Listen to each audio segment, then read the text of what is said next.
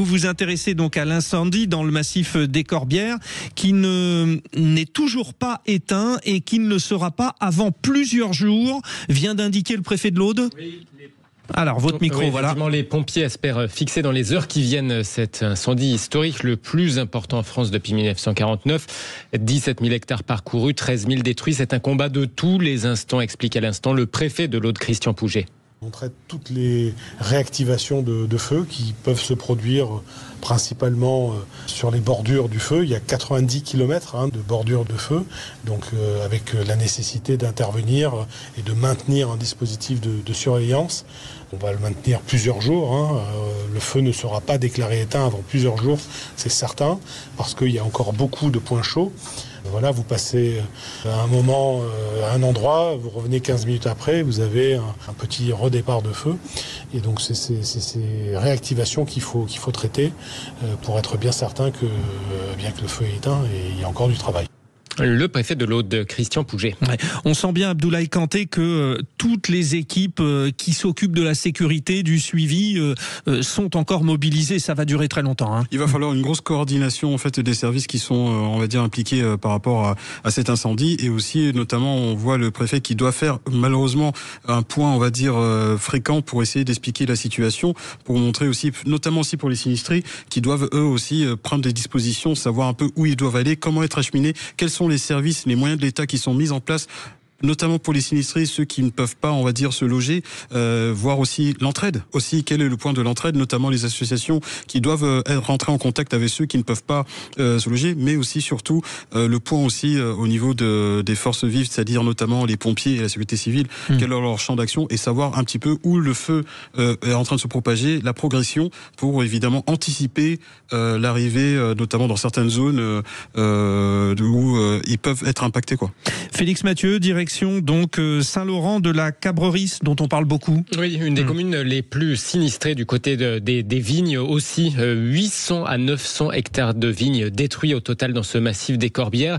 Et pour les communes, par exemple, de Saint-Laurent de la Cabrerie, de Tournisson, de Coustouche, c'est 80% du vignoble qui a été touché. Pour en parler, nous sommes en ligne avec le secrétaire général du syndicat départemental des vignerons de l'Aude.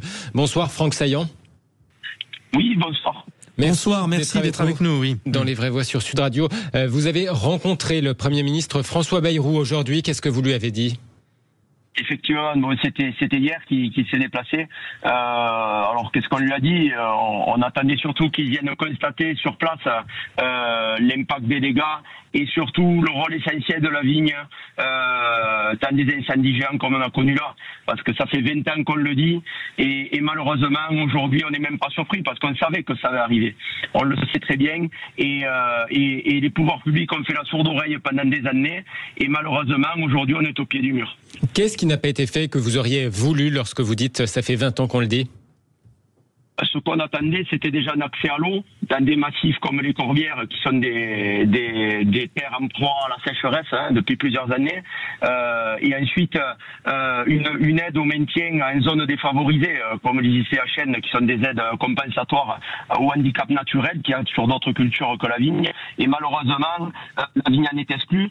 Donc du coup, sécheresse égale mauvaise récolte, difficultés financières. Et malheureusement, il n'y a que l'arrachage pour essayer de se sauver financièrement. Et aujourd'hui, cet arrachage, on le paye. Et ces arrachages depuis 20 ans, qui aujourd'hui ont montré leurs limites, parce qu'à l'époque, vous aviez les villages qui étaient protégés par une barrière de vignes, et aujourd'hui, vous avez des trous dans la raquette, et au lieu de s'arrêter aux portes des villages, ça rentre dans les villages, et on voit les dégâts que ça fait aujourd'hui, quoi. Alors, Franck Saillant, justement, en plateau, Corinne Tapireau évoquait ce phénomène, Corinne. Hein, oui, merci en tout cas de votre témoignage. Oui, j'évoquais ce phénomène qu'on voit d'ailleurs quand on se promène dans les campagnes de France.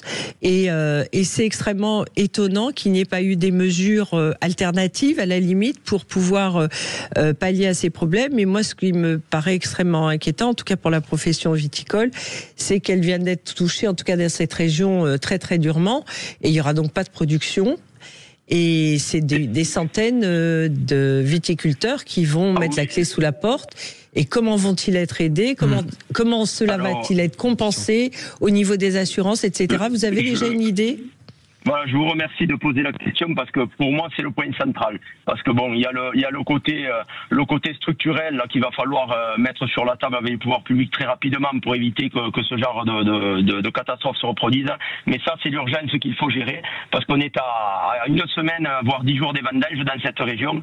Et aujourd'hui, les problèmes liés aux fumées, aux retardants ne sont pas dans le système assurantiel. C'est-à-dire qu'à aujourd'hui, toutes ces personnes qui ont perdu leur récolte vont se retrouver sans revenus. Donc ça, il faut absolument que la solidarité se mette en place. Voilà. Et ça, j'ai interpellé le Premier ministre là-dessus, il a tourné la tête, et parce que je pense que le dossier n'a pas été travaillé.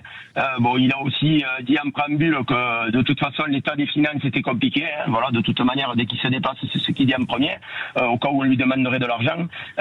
Voilà, mais malheureusement, il faut absolument trouver de toute urgence un financement pour ces pertes de récolte, pour tous ces vignerons parce que là il va y avoir des drames humains et économiques, quoi. Oui. Félix Mathieu. Parmi les vignerons qui ont, pour certains, quasiment tout perdu sur leur exploitation, ils ont aucune idée sur le fait de savoir de quoi ils vont vivre dans les années qui viennent, parce que de la vigne, effectivement, ça va pas repousser du jour au lendemain. Ça veut dire que c'est reparti pour des années, si tant est qu'ils veuillent remettre de la vigne. Oui, en fait, il n'y a pas de plan B, Franck Saillant. Non, malheureusement, sans eau, vous savez, parce que là, vous avez Agnès Pannier-Runacher qui a eu une sortie très maladroite ce matin chez vos confrères de France Info et qui a dit ça veut dire que les anciennes plantes, en parlant de la vigne, les anciennes culture, les anciennes cultures ne sont plus adaptées avec le changement climatique. J'invite Agnès Pannier-Runacher à venir voir si la vigne n'a pas joué son rôle, et c'est pas avec de l'aloe vera ou des pistachiers qu'on va arrêter les incendies au pied des villages. Donc malheureusement, tous ces gens qui de Paris regardent l'agriculture de loin, qui viennent nous donner des leçons mais qui n'y entendent rien, feraient mieux de tourner cette fois leur langue dans leur bouche avant de venir nous donner des leçons. Alors Oui, tout à fait. Alors, autre réaction autour de votre cas, les vraies voix sont là pour vous poser des questions. Franck Saillant, Nathalie Lebas, vous qui êtes spécialiste de tout ce qui est l'administratif de l'URSSAF, notamment dans les Hauts-de-France, là, il faut que l'administratif fasse quelque chose, là. Ouais. Alors, effectivement, moi, je pense que, comme le disait monsieur, c'est toujours étonnant d'entendre des Parisiens venir donner des leçons d'écologie à ceux qui vivent auprès de la nature. Sur la question financière, moi je pense qu'il est extrêmement important d'alerter les pouvoirs publics et que les différentes politiques se mobilisent à la fois pour qu'il y ait des fonds de solidarité qui soient débloqués, mais aussi en parallèle. Moi, je pense que dans un tel cas, le préfet, avec les services fiscaux et de l'URSSAF, peut déjà suspendre les cotisations. Oui, et aider ces entrepreneurs. Mettre en place tout un tas de fonds sociaux. Il existe des choses. Souvent, le monde de l'entrepreneuriat ou de l'agriculture le connaît pas, mais il y a des fonds sociaux, que ça soit au niveau des caisses de sécu, mais aussi des associations d'aide aux entreprises qui aujourd'hui ont toute leur place pour se mobiliser et accompagner.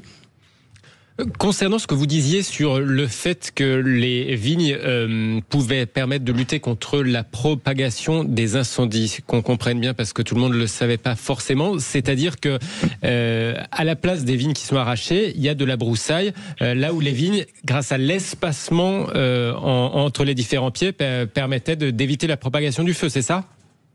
Oui, effectivement. Bon, il n'y a pas que l'espacement, il y a aussi le fait que la vigne est une plante qui sécrète beaucoup de sève et c'est une des rares plantes qui ne prend pas feu.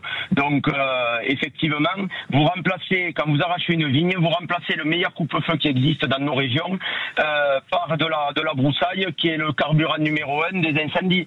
Donc c'est là où on voit toutes les difficultés que cela engendre. Et aujourd'hui, on s'en rend compte. Mais après, voilà, comme je vous dis, on en a fait des réunions en préfecture pour demander l'irrigation, pour demander des aides pour maintenir l'agriculture dans les Corbières. Et le Minervois, c'est pareil, toutes ces zones à handicap naturel.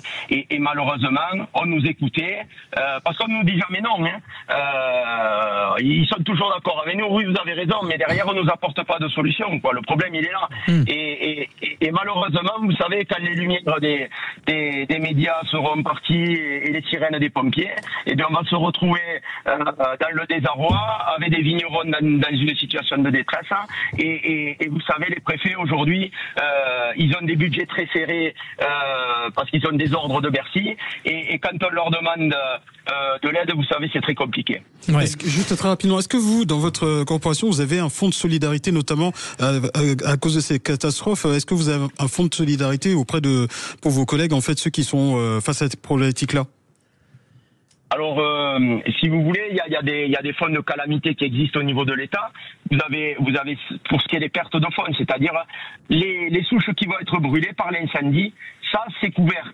Il y a la perte de fonds, et c'est l'État qui le prend en charge. Ça, il n'y a pas de problème là-dessus. Quand vous avez un gel, une grêle, les agriculteurs qui sont assurés, ils sont couverts. Mais ce risque de destruction de la production par l'incendie, que ce soit, comme je vous disais, par les retardants ou par les fumées, ce n'est pas couvert. Et c'est là où il faut arriver à trouver une solution. Et même à réfléchir à l'avenir, voire à le mettre dans les risques assurables. Merci beaucoup. Merci beaucoup, Franck Saillant, pour votre témoignage. Je le rappelle, vous êtes secrétaire général du syndicat départemental des vignerons de l'Aude. Merci, Félix Mathieu, pour ces derniers points.